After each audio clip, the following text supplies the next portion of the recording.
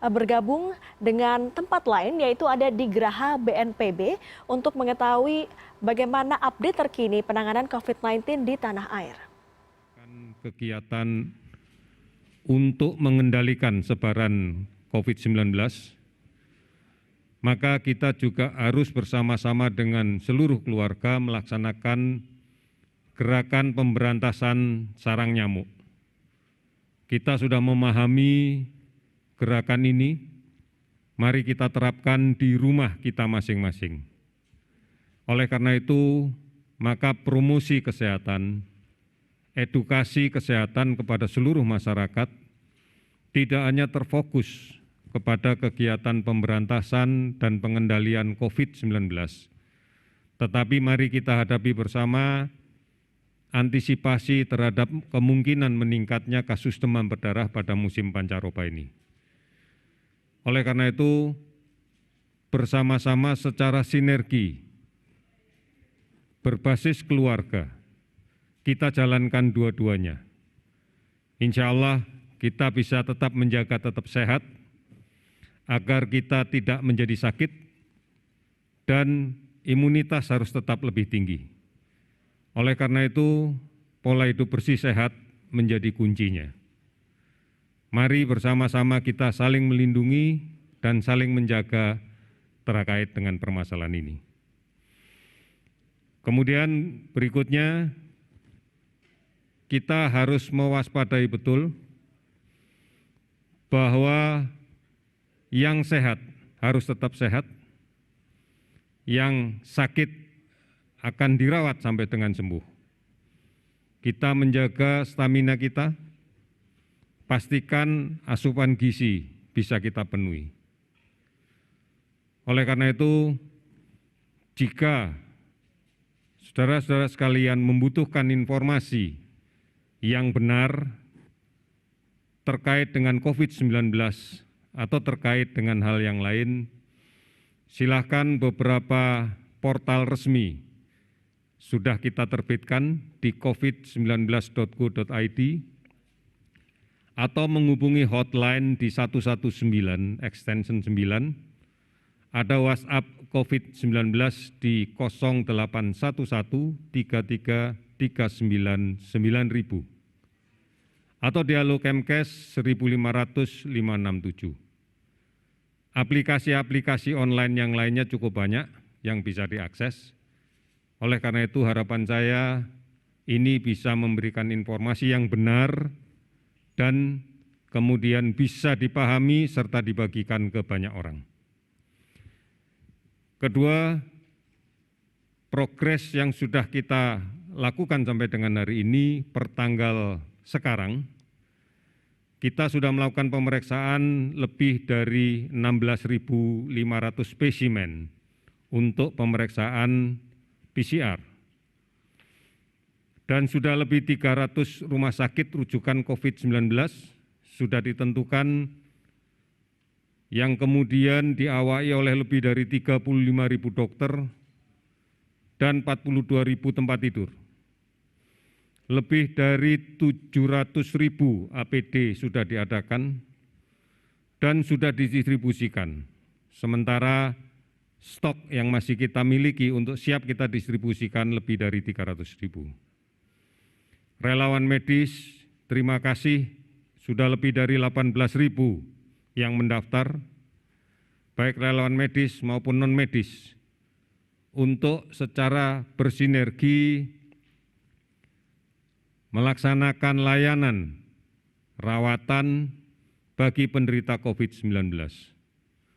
Kita semuanya bersyukur bahwa hari ini sudah terhimpun lebih dari 193 miliar rupiah yang merupakan donasi dari semua kelompok masyarakat, bahkan dari seluruh dunia, yang menunjukkan bahwa kita serius, pemerintah, masyarakat, dunia usaha, serius di dalam menangani COVID-19 ini. Jejaring pengamanan sosial pun telah disiapkan oleh pemerintah. Instruksi Presiden tentang langkah perlindungan sosial dan stimulus ekonomi menghadapi COVID-19 bernilai lebih dari 405 triliun rupiah, termasuk untuk perlindungan sosial dan berbagai keringanan biaya rumah tangga, termasuk keringanan pembayaran iuran air listrik. Oleh karena itu, upaya-upaya pemerintah yang dilakukan tentunya akan sangat-sangat tergantung dari kepatuhan kita, kepatuhan masyarakat sebagai ujung tombak dari penghentian rantai penularan COVID-19 ini. Mari bersama-sama kita lakukan. Yang pertama, tetap tinggal di rumah, karena ini jawaban yang terbaik. Kemudian jika terpaksa harus keluar rumah, pakailah masker. Pakailah masker kain, itu sudah cukup. Data menunjukkan lebih dari 60% efektivitas masker kain ini untuk mencegah penularan. Cuci tangan pakai sabun dan air yang mengalir setidak-tidaknya dalam 20 detik dan sesering mungkin, terutama pada saat kita akan makan, akan menyentuh wajah.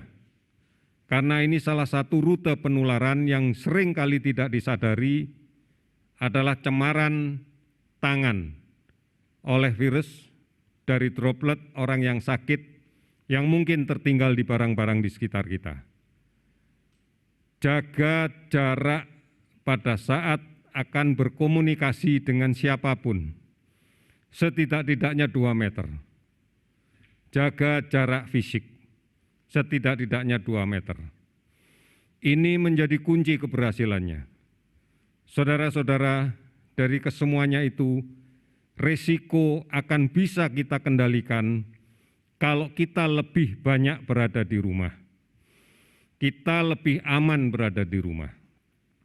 Tidak bepergian, tidak melakukan perjalanan kemanapun, karena ini pasti akan menimbulkan risiko yang lebih besar lagi untuk tertular COVID-19. Oleh karena itu, mari kunci keberhasilannya ada di masyarakat, ada di kita semua, dengan cara disiplin dan patuh pada arahan, pada instruksi yang telah diberikan oleh pemerintah. Berikutnya akan saya sampaikan update data kasus yang kita catat sampai dengan hari ini. Terdapat penambahan kasus baru sebanyak 337, sehingga jumlah menjadi 3.293 kasus. Terdapat 30 pasien yang sudah sembuh, sehingga total menjadi 252 kasus.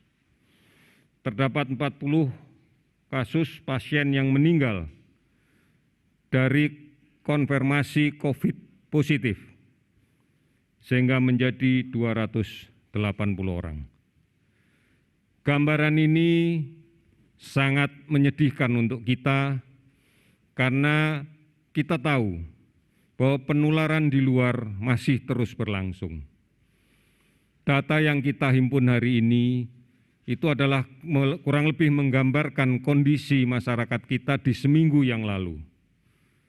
Karena kita tahu meskipun masa inkubasi terpanjangnya adalah 14 hari, namun rata-rata adalah 5-6 hari yang lalu. Mudah-mudahan dengan kita menggunakan masker sejak seminggu ini, kita bisa melihat hasilnya pada minggu depan. Apakah kepatuhan ini dijalankan dengan baik atau tidak. Saudara-saudara, ini yang harus kita sadari. Oleh karena itu, mari sekali lagi kami mengajak patuh dan disiplin menggunakan masker, patuh dan disiplin mencuci tangan dengan menggunakan sabun dan air yang mengalir, patuh dan disiplin menjaga jarak fisik secara aman, patuh dan disiplin untuk tetap berada di rumah dan tidak melakukan bepergian kemanapun dalam situasi yang sulit ini. Laksanakan bersama keluarga untuk tetap di rumah. Laksanakan bersama keluarga untuk bisa bukan hanya di rumah menjaga keamanan di dalam konteks COVID-19, tapi juga di dalam rangka untuk memberantas sarang nyamuk.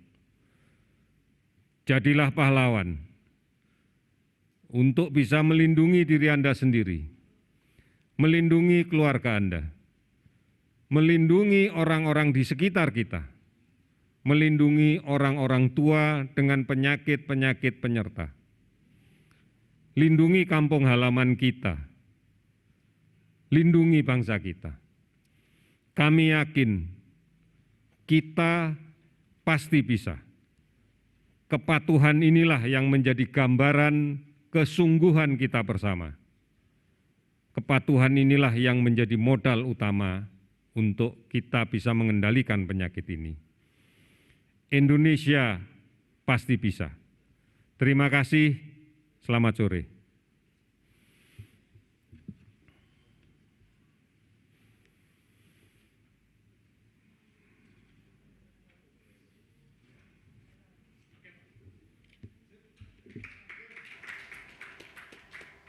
Juru bicara gugus tugas percepatan penanganan COVID-19 Ahmad Yuryanto baru saja mengonfirmasi ada 337 kasus konfirmasi positif COVID-19 sehingga total hingga hari ini yang positif terinfeksi COVID-19 adalah 3.293, sementara untuk pasien yang bisa sembuh adalah 252. Sayangnya yang meninggal dunia lebih banyak daripada yang sembuh, yaitu di angka 280.